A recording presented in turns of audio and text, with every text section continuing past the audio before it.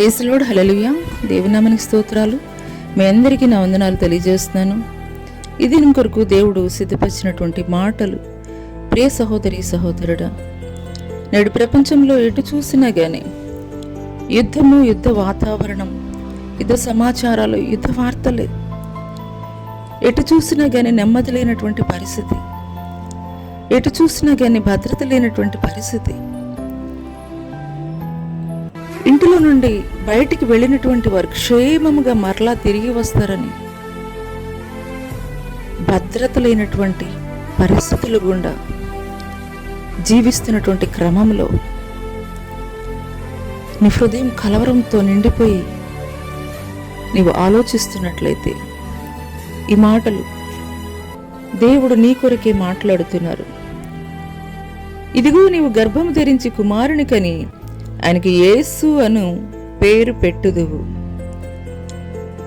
ఈ మాటలు గాబ్రియేలు దూత కన్య మరియతోటి తెలియజేస్తున్నది.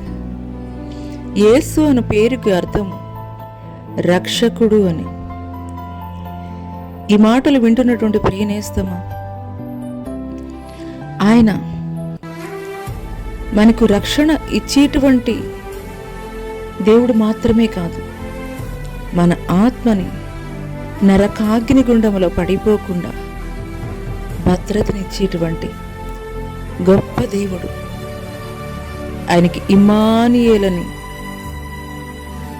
పేరు కూడా ఆయన పెట్టబడింది. ఇమ్మానుయేలని పేరుకి అర్థం దేవుడు మనకి తోడై ఉన్నాడు. ఆయన రక్షకుడిగా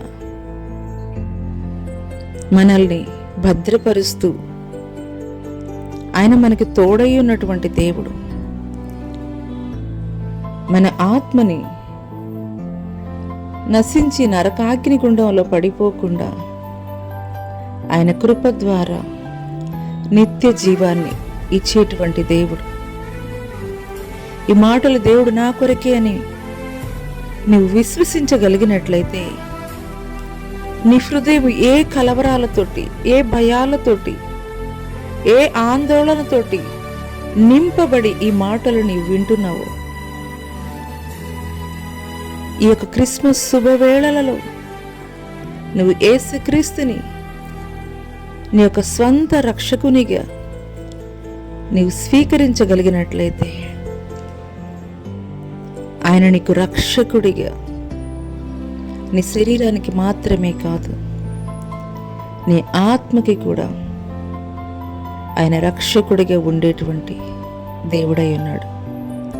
అటి కృప దేవుడు నీకు దయచేయునుగాక. ఆమేన్.